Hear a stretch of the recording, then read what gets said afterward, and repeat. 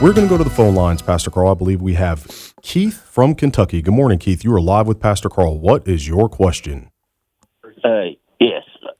Dr. Broggi, I believe you've probably heard of the so-called sleeping prophet, Edgar Cayce. Yes. And I'm a retired nurse. I've been a nurse for 35 years. A doctor gave me some of his material, and I read through it. And a lot of his readings and stuff, like especially on the medical side, was very accurate, and the language he used was very modern, up to date. A lot of his cures and stuff, but I'm very suspicious of him because I've never heard anything in his personal life where he spoke of Jesus or showed himself to be a believer. I'll just wanted your opinion on it. Yeah, no, that's a great question, Keith. He was a wicked man. Edgar Cayce was a wicked man. He was involved in the demonic realm.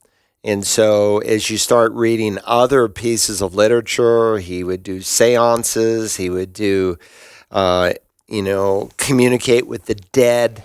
And what captivated people is what you said, some of the true things that he made statements about. And people think, well, if he's authoritative over here, then he must be authoritative over here. And this is, of course, the way the evil one operates. I read in 2 Corinthians 11, the Apostle Paul is speaking of false apostles, these men who said, Paul, you're not an apostle. You weren't even around following Jesus when he was here on earth.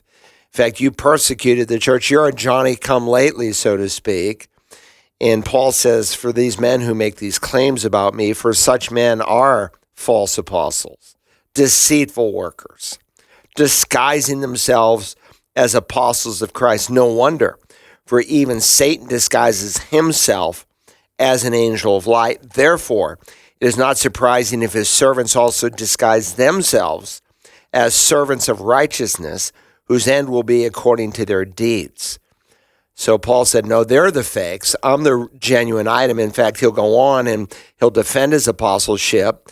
In 1 Corinthians 9, he reminds the Corinthians, again, these people had been infiltrating the church. He said, look, I saw the risen Christ, and that's one of the requirements. No one today has seen the risen Christ. In 2 Corinthians 12:12, I do the signs, wonders, and miracles that only an apostle can do. So you've got the NAR, the New Apostolic Reformation Movement, Bethel, Hillsong, others who are represented with them, and now a whole movement of churches where these guys claim to be apostles. They're not apostles. In fact, they appeal to a passage in Ephesians 4. They're so ignorant of the scriptures, they think Ephesians 4 is talking about an office. Ephesians 2 speaks of the office of apostles and prophets. Ephesians 4 is speaking about spiritual gifts. There is the spiritual gift, for instance, of an apostle. It means a sent one. That's all the word apostolos means, a sent one. And so there are men who are church planners their whole lives. They go plant a church, get it established, raise up leadership, and they go on to point B. And a pastor-teacher might come in and follow and build the church and grow the church and do the work that God has called him to do.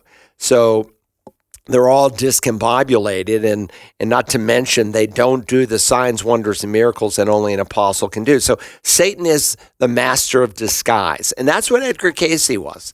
He was a fake, and so what does he do? Well, he appears righteous. Hey, look, this guy is knowledgeable. Look at what he is propagating, and people look back and say, he was ahead of his time.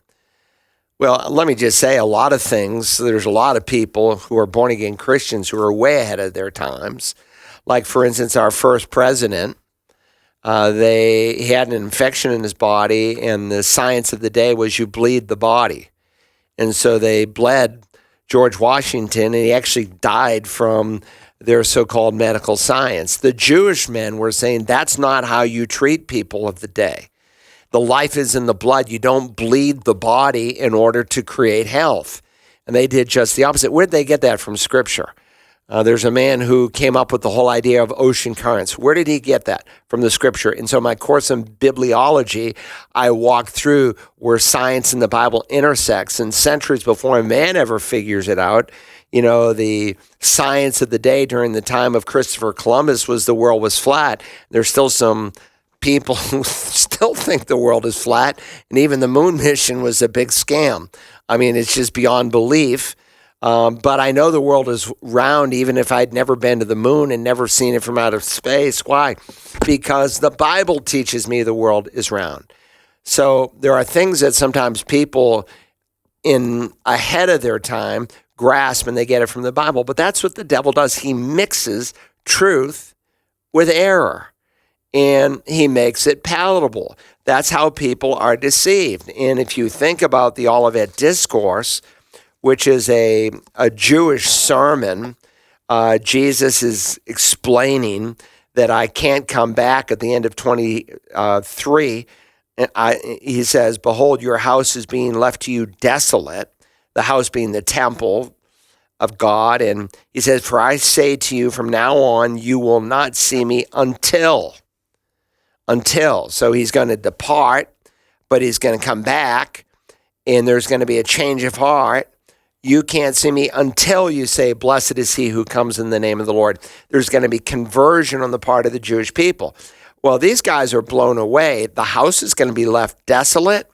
And so they leave the Temple Mount and they come across the Kidron Valley and they make their way up onto the Mount of Olives and they say, Lord, look at that place. Isn't it magnificent?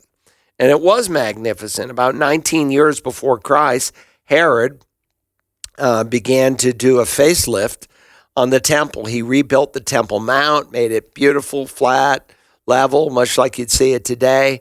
And without ever closing the temple, that's why we don't call it a third temple. The second temple, he did a facelift.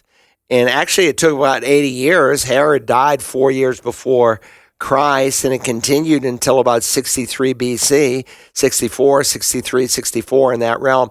And then in 70 AD, the whole thing's destroyed. It was one of the 7 wonders of the world. When people would see the temple, it would just take your breath away. And Jesus said, you see it? Not one stone will stand upon another. What? And then he goes on to describe the tribulation period that God is going to use to bring about conversion. In the midst of that description, he gives warnings. He says, beware. Let me just go back to verse 23. Then if anyone says to you, behold, here is the Christ, or there he is, don't believe him. Why? Because false Christs and false prophets will arise and will show great signs and wonders so as to mislead, if possible, even the elect. By the way, the very first one to claim to be Messiah, the Greek word Christ, was Jesus. Recorded history documents that there were no false messiahs known who claimed to be Messiah before Jesus came on the scene. He's the first one. The second one was Bar Kokhba around 132 AD, and so he put on his own little rebellion against Rome. But at the final chapter in human history called the Great Tribulation, called the Tribulation period in the New Testament, false Christs and false prophets will arise and will show great signs and wonders so as to mislead, if possible, even the elect. So someone comes along and you're in a wheelchair, Keith, and you've been crippled your whole life, and he lays hands on you, prays on you, and now you can walk. Wow, he must be a man of God. And so what people do today is they put experience over Scripture, and experience becomes authoritative, and then they read Scripture through the lens of Scripture. But no, Scripture is always over experience. Experience must be subservient to the authority of Scripture. And so Jesus is warning, just because someone does a miracle doesn't mean he's a man of God. Satan can do miracles. And just because an Edgar Cayce comes along with maybe even some cutting-edge medical insights for his day doesn't mean he's a man of God. But people think, well, he's smart, he's way ahead, he's bright. But you have to look at his theology, and his theology was wicked.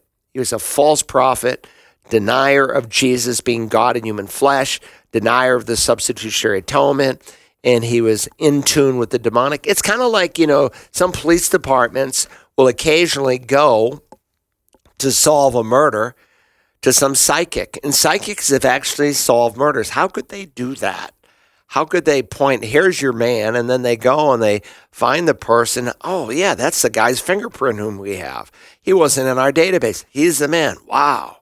The psychic is right on, because Satan comes to kill and to destroy and to steal. And many times he has, not always, sometimes it's just the flesh of fallen man that carries people into sin. But sometimes he has one of his emissaries, and that demon is involved. And so since the psychic is in tune with demons, the demon reveals who the murderer is. And then people, what do? They put their faith in the psychic like she's authoritative. No, she's just in tune with the demonic realm. Edgar Cayce was super popular in the United States in the 50s, 60s, 70s, 80s.